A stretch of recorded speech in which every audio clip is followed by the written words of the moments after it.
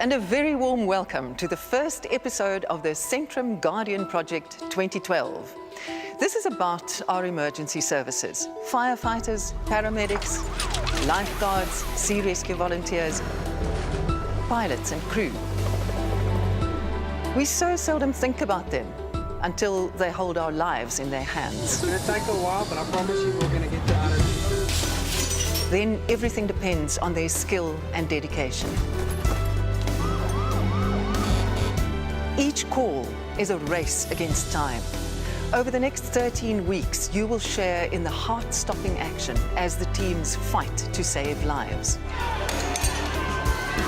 Every week, we will be calling on you to vote for the men and women you think are the most deserving guardians. And in the end, you get to decide who will be awarded the title Centrum Guardian of the Year 2012. The competition has been running for 4 years, and we've met the most amazing people and heard the most inspiring stories. In this first episode, we honor past heroes and give you a taste of what lies in store for you over the next 13 weeks.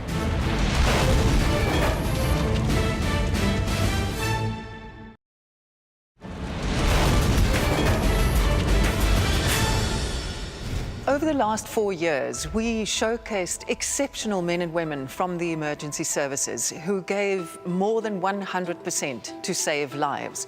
In every case, they were the final hope, and without their daring commitment, all of their stories would have had very different endings.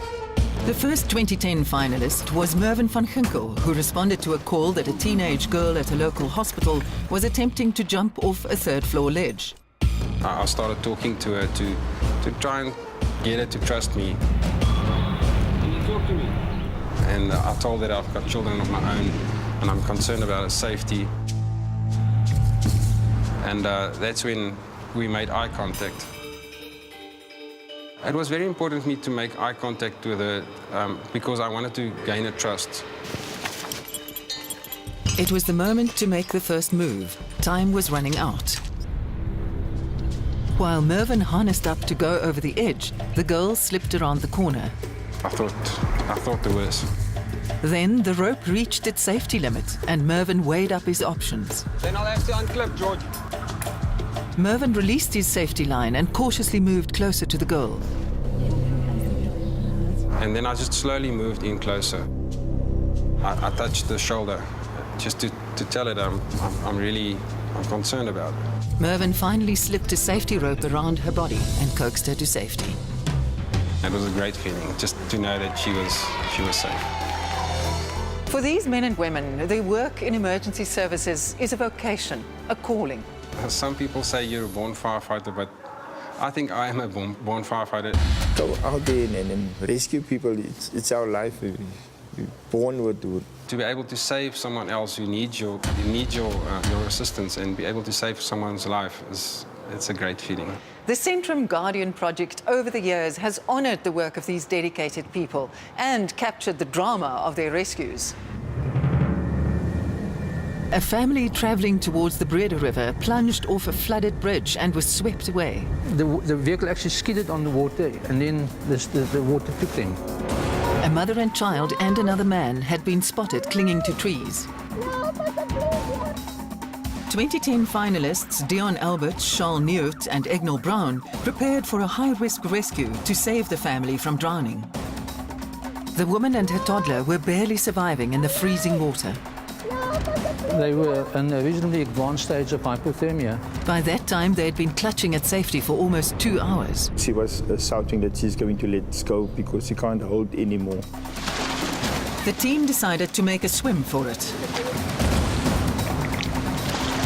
We decided to do the high-risk rescue to swim in.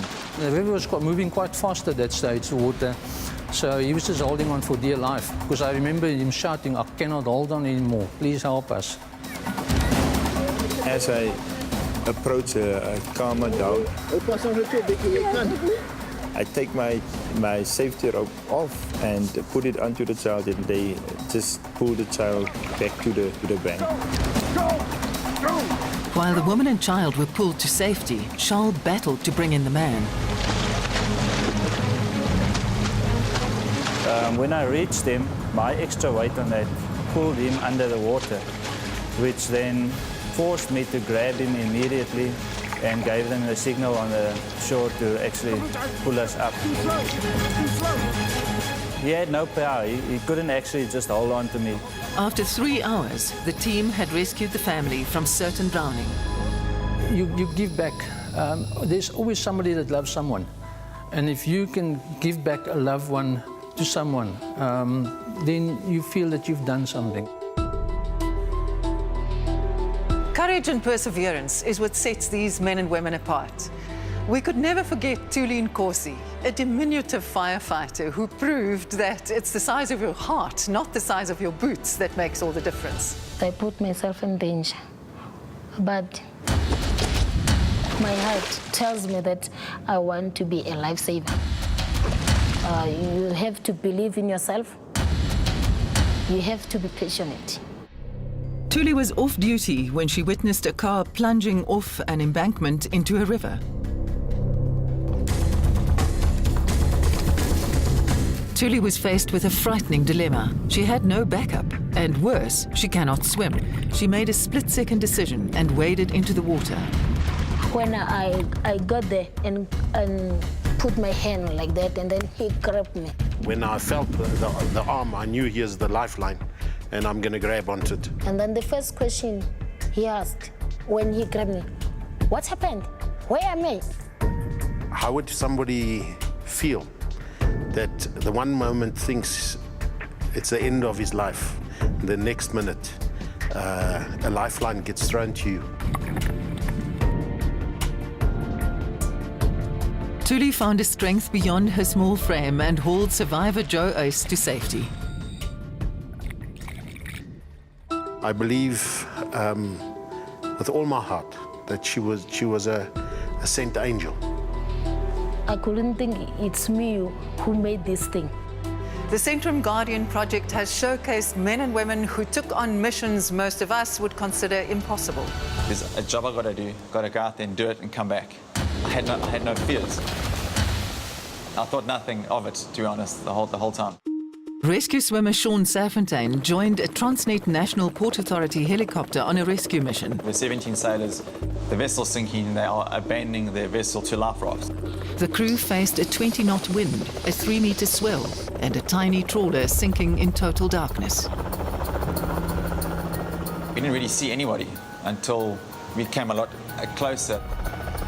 Then we saw the guys in the rafts and guys standing on the side of the ship, looking at us saying, hey, we're over here, come fetch us. The crew had a rescue plan. Sean was lowered into the inky water. Having to let the hook go was saying, well, there goes my lifeline. I wouldn't do it. I wouldn't have climbed in the water. Not in those conditions at all. That short 25-meter swim felt like eternity until I eventually got to the dock. You're going to bring up one at a time. Yeah, we can do one at a time now. Okay. All right, going to stop now. Heavy downwinds made it difficult for Sean to hold his position. The downdrop's quite horrendous. Can have the potential to throw it upside down. 3 hours after Sean and the crew heard the call, they had lifted 17 sailors into the helicopter, one by one. I want to do it. I love it. Want to get involved and to have the feeling of I saved someone's life. We salute the daring of men and women like Sean, who go beyond their fear to bring victims of disaster home safely. If everybody runs away, we run to the scene. Vinton Alfreds, George Hilton and Andries van der Berg are an unshakable trio who put their successes to teamwork. We've been working together so long, I actually get goosebumps. Together, our three, we did it that night. That night, the trio saved a young girl whose arm was trapped under an overturned bus. It's going to take a while, but I promise you we're going to get you out of here. The crew was under pressure to free the girl in less than an hour. Time is so precious. We've got a golden hour, which you call a golden hour. You've got 60 minutes from the time that you get the call to get the patient out. The tight space made the rescue difficult and drawn out. After more than an hour, the crew heard from outside. Paramedics wanted to amputate the girl's arm. George, Andres and myself looked at each other And we knew that that's not going to happen. They made a silent pact and reassured the girl. We told her, you know what, there's 2 chances, none, and we're going to stick with you and we're going to get you out of this bus. The 3 dug furiously for close on 2 hours. Almost out, the hand is cleared. And to us, you know, that was the biggest relief. It's like winning the lotto, you know. You can't describe it otherwise. That was like victory to us, for all of us, because we just glanced at each other, looked at each other, and we knew we have won the fight. After the break, more heart-stopping tributes to the men and women in emergency services who risk their lives for you and me.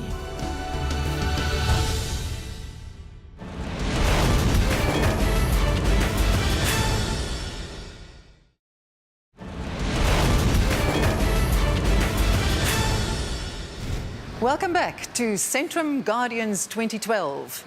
In this first episode, we showcase incredible acts of bravery, rescue stories from previous Centrum Guardian finalists, which give us some insight into the challenges these men and women face each day on the job. That day was a day where the hair stood up in the back of my neck. It's not every day I would run through a swarm of bees. Your heart starts pounding, and you know that, yeah, there's something you gotta do. The finalists of 2011 showed strength, initiative, courage, passion and endurance to rescue ordinary citizens in life-threatening moments. August 2010, an out-of-control fire devastated an old-age home. When I arrived at the scene and I saw this Inferno, the fire was well alight and the building was engulfed. While one crew fought to put out the blaze, others went in to find and rescue the frail residents. I could hear the crackling sounds and the screaming of the people, shouting for some help. Through the dark, smoke and heat, firefighters battled to bring out survivors. It's old people lying on the beds and waiting for us to come and help them. Firefighters rescued one after another through a grueling and endless night. Physically, it was training on everybody there. Teams of paramedics stepped in to stabilize survivors. You didn't know when this was going to be over. You don't know what to expect. You're always going back for more and more and more. It's patient after patient after patient. It really demands in your endurance. Can you take it for that long? The scale of the incident soon put the firefighters at risk. Working hard and fast, the oxygen for their breathing apparatus ran dry. We cannot stop in a situation like that. Our main aim is to rescue the people. Knowing the risks, the firefighters pulled off a massive rescue. You sit next to a mother, maybe a grandmother, holding her hand. Then you know that you reach somebody. Neither fire nor raging water stopped teams of men and women from reaching and rescuing the people who needed them. In December 2010, 2 young boys had lost their canoe in a flooded cave on the Caimans River. The boys were trapped behind a raging waterfall. We haven't seen that amount of water come down that waterfall for years. It was mind-blowing. My first reaction when we came around the corner was, I was scared. Visibility was non-existent, and standing this close to each other, we couldn't hear each other. Rescue swimmers prepared to cross the raging divide. I had a long time to stand and watch the waterfall and the course of it. It was another thing getting into that craft and try and go across. I was fearful. That was not where I wanted to be. The rescue croc was their only life support. If it capsizes, you're in the water, there's no one that's going to be able to help you. And we had 3 attempts before I could get across that section. The team made it to the boys through a crushing wall of water. We relied on the whole team, pulling on the one end, pulling on the other end. The power of the team pulled them through. The strength of the team enabled us to get to the boys and get them home safely. All the emergency people we met insist that teamwork makes all the difference. They have a strong sense of brotherhood and an unwavering commitment to one another. On the 20th of October 2010, a controlled firebreak on a pine plantation just outside George ran amok. And I never saw a fire move that fast. Veteran firefighter Dion van Wyk knew his people would be in serious trouble. Ek sit met mense daarbo. So jy moet nou planne maak om vir hulle veilig te kry, want jy moet vanaand met daai mense huis toe gaan. Dion's team was already surrounded by towering flames. Couldn't breathe. Every time like we inhale, felt like a lung was on fire. I remember thinking that it's actually sometimes easier to die than to live. In that moment, Dion was out searching for his threatened crew. Toe ek hom sien, toe weet ek, dis soos nuwe krag wat ek kry. Want as hy okay is, weet ek die ander behoort okay te wees. Dion immediately created a safe area around the crew with a perfectly planned backburn. Everywhere around us was burning, and just that piece where we were didn't burn. He then headed directly into the Inferno to save the rest of the crew. There was this smoke everywhere. He found them marooned in their vehicle in a circle of fire. As ons hier, ons van Wyk by ons gehad het, weet ons nie wat sou gebeur. Dion made a race for the last cut-off vehicle. He took the wheel and led the trapped firefighters through the blaze. Jy kan niks sien nie, so jy moet werk op geloof. So geloof is wat jou uitlei. Dion led every last crew member to safety that day. When he sees we were right, he was like have a little tear in his eyes. Dis 'n passie en ek dink is 'n groot uitdaging. Whether they are experienced firefighters like Dion or just starting out like Shimi Sifatsa, I like what I'm doing. I feel very proud of myself. passion is what sets the heroes of the Guardian Project apart. I've always wanted to be a fireman. Whenever we see fire, I see challenge.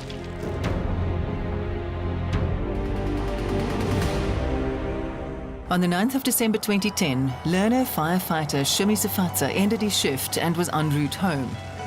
I saw a big smoke coming from the other side. Shimi called for backup and headed towards the emergency scene. I knew in my mind that let me go and help because they're not just a shift, they're part of my team. Corner Edward and Smuts was ablaze. Short of manpower, the firefighters were scrambling to get the Inferno under control. People were standing in the windows, balconies, trying to jump down. They were like, hey, there's an old man there, trapped in the building. Without waiting for orders, Shimi made his move. I didn't think straight that time. I just thought of going there, getting that old man out of that building. Regional Commander Jacob Mloy Ngubeni accepted Shimi's impulse to act on his own. It was a good but very risky initiative that he took. Single-handed, thinking only of saving a life, Shimi entered the blazing flat. It was dark, and I could see the old man there. He was like already seeing death already there. Shame. Shimi got the old man out safely. Then, without a moment's pause, he responded to another call for help. A woman in the neighboring flat was trapped. I just think of my mom telling me, you can do it, son, you can do it, you can do it. His singular act was her only chance at survival. She gave me a huge hug. He assigned himself to rescuing those people, and you could not stop him. It sometimes takes the initiative of just one person to turn a situation around. I always put my mind where I'm going to do it, so I'm going to make sure that I get the job done. It seemed a quiet Saturday afternoon on a small holding in Pietermaritzburg. Jamel Rousseau first heard the growing buzz of a swarm of bees. I shouted, bees. The more you run and be wild, the more they actually attack you. Jamel grabbed her toddlers and fled for shelter. You don't know which way to turn. You hear them in your ears. They're flying. You're trying to scream. They're flying in your mouth, in your nose, your eyes. You don't know what to do with yourself. Then advanced life support paramedic Jack Haskins turned up. He weighed his options. Being told that there were 2 children getting really stung kind of made my decision. If I get stung, I get stung. It was so courageous of him to actually come out knowing he's risking his own life to actually come and help us. Jack raced through the frenzied swarm. It's a very short distance, but it felt far on the day. Got into the house, and the house was full of bees, as all the bees were in and out. He wrapped the children in towels and ferried them to the waiting ambulance. He quickly stabilized the badly stung children. Just very worried about those ones on the neck. They're swelling up quite bad. Thank you, thank you, thank you. That's all you could really think of. All right, you, my boy. I think what motivates me the most is to go to work and to know that whatever happens today, I'll make a difference in someone's life. It makes you realize how important the next person's job actually is that you can sometimes take for granted. We seldom get the opportunity to recognize and thank the people of the emergency services for the incredible work they do. The Centrum Guardian Project has honored finalists and winners since its start in 2008. In that year, sea rescue swimmer Andre Fletcher and volunteer firefighter Themba Chemesi took the title. In 2009, the title went to firefighter Mlungiselele Xiku for treating casualties in a 16-seater taxi accident. In 2010, the finalists were honored at a prestigious ceremony. You know, John Wayne said, true courage is being scared to death, but saddling up anyway. And the team from the Western Cape, Charles Neut, Dion Alberts and Egnell Brown, were named Centrum Guardian of the Year 2010. Well, it's actually Guardians. Charles Neut, Dion Alberts, Egnell Brown. Yeah, I'm a bit overwhelmed at the moment. It feels good to take it to the Western Cape. Last year, the title went to veteran firefighter Dion van Wyk. 'n vuur wat in die berge kom. Hy het daar uitgekom soos 'n sneltrein. We didn't know what was happening. It just seemed like fire was everywhere. 'n Appeelvuur is, daar's nie spoed wat hom kan vang nie. A runaway fire that could only be managed through the mastery of one man. When you fight fire with fire, he lets the fire do the work, so it makes our job so much easier. Dion van Wyk, a man who fights fire with fire and is driven by heart and passion. Next week, we will introduce you to the first two semi-finalists for this year's title. Over the next 3 months, we will bring you stories of incredible rescues from 16 semi-finalists. And it is your opportunity to show your appreciation for these amazing men and women by voting for them. Your votes will first determine the 4 finalists, and then the team or individual who will be honored with the title Centrum Guardian of the Year 2012. Proceeds from SMS votes will go to the base station of the Guardian you vote for. It all starts right here next week. See you then.